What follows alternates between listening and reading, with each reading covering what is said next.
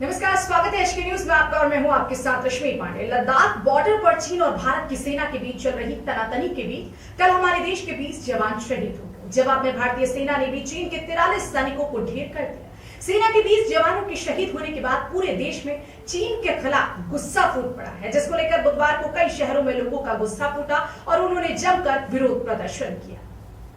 पहली तस्वीर हम आपको यूपी के बरेली से दिखा रहे हैं, जहां मीरगंज के सिरौली चौराहे पर कांग्रेस पार्टी के लोगों ने चीन के राष्ट्रपति शी जिनपिंग का पुतला फूका। पुतला फूकने के साथ ही कांग्रेसियों ने चीन मुर्दाबाद के नारे भी लगाए। इस दौरान कांग्रेसी नेता मुराद बेग ने कहा कि चीन से अपने देश के जवानों की शहादत का बदला लेने के लिए भारत सरकार को कड़ा कदम उठाने की जरूरत है। उन्होंने बताया कि कांग्रेस पार्टी भारत सरकार और सेना के साथ है। हम कांग्रेसी भी और देश का बच्चा बच्चा इस वक्त सरकार के साथ और अपनी आर्मी के साथ है। चीन को मुंह तोड़ जवाब देना चाहिए और यहाँ तक कि जो उसके प्रोडक्ट हैं, उसके सारा सामान, उसका बहिष्कार करना चाहिए। वहीं दूसरी तस्वीर रामनगरी अयोध्या से, जहां संतों में भी चीन के खिलाफ बेहद नाराजगी है। सरयू तट पर रामादल ट्रस्ट ने यज्ञशाला पर चीन के खिलाफ पोस्टर लगाकर यज्ञशाला को बंद कर बाहर बैठकर सांकेतिक धरना दिया है। इस धरने में वैदिक ब्राह्मण भी शामिल हुए। रामादल ट्रस्ट में ब्रह्म मुहूर्त के समय शहीदों के आत्मा की शांति के लिए यज्ञ किया गया और वहीं रामादल ट्रस्ट ने एक दिवसीय उपवास रख के चीन के खिलाफ आक्रोश भी व्यक्त किया। संत समाज व पूरे देश की मांग है कि अब अक्साई चीन के साथ कैलाश मानसरोवर भी चाहिए।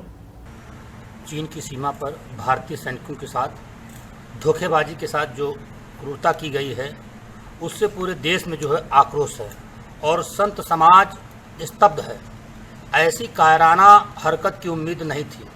इसके विरोध में चीन के समूल नाश का संकल्प लेकर के चीन से प्रतिशोध शहादत का बदला लेने के लिए संत समाज ने अपने यशस्वी प्रधानमंत्री माननीय नरेंद्र दामोदर दास मोदी जी के से मांग किया है और उनके साथ हम लोग खड़े हैं। हमें शहादत के साथ साथ अक्साई चीन और कैलाश मानसरोवर भी चाहिए।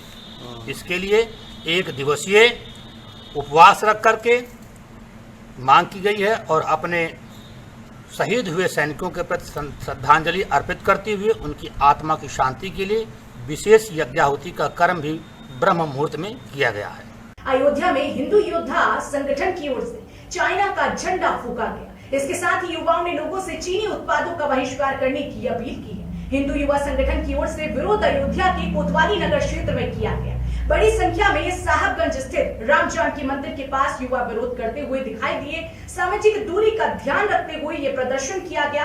उन्होंने भारतीय सैनिकों की मौत पर चाइना का विरोध किया। इस मौके पर हिंदू योद्धा संगठन के कार्यकर्ता गौरव गौड़ ने ये कहा है कि भारत को चीनी सेना के इस कायराना हरकत का कड़ा जवाब देना चाहिए। उन्होंने भारत में चीन के उत्पादों की बिक्री पर पूरी तरह से प्रतिबंध लगाने की मांग की है। जो चीन ने जो कायराना हरकत की है भारत के सैनिकों को मारकर, उसका जवाब दिया जाए सरकार की तरफ से और चीनी सामान पर टोटल बहिष्कार हो चीनी सामान का और प्रतिबंध लगे चीन सामान पर। वहीं चौथी तस्वीर आपकी टीवी स्क्रीन पर यूपी के रायबरेली से सामने आई है, जहां भारतीय जनता पार्टी के पूर्व प्रत्याशी अनिता श्रीवास्तव ने अपने समर्थकों के साथ सोशल डिस्टेंसिंग का पालन करते हुए शहीद चौक पर चीन का पुतला फूका और चीन के खिलाफ जमकर नारेबाजी की। वहीं चीन के सामान का बहिष्कार करते हुए लोगों से अपील की है कि आप लोग चीन का कोई भी सामान न खरीदें। पूर्व प्रत्याशी अनिता श्रीवास्तव ने चीन के खिलाफ जमकर नारेबाजी की और कहा कि चीन की दोगली राजनीति है। एक तरफ दोस्ती की बात करता है, वहीं दूसरी तरफ विश्वासघात करता है। लेकिन चीन को ये नहीं मालूम है कि ये भारत 1962 वाला भारत नहीं है, ये भारत मोदी का भारत है। चीन को मुंहतोड़ जवाब दिया जाएगा। चाइना ने कल जो कायराना हरकत किया है 1962 वाला भारत नहीं है।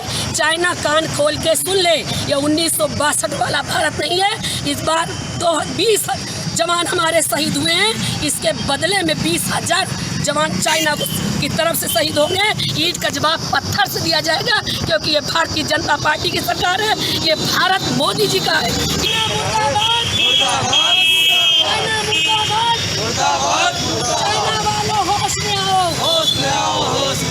आपको बता दें कि वास्तविक नियंत्रण रेखा LAC पर भारत और चीन की सेना के बीच 15 जून की रात संघर्ष हुआ।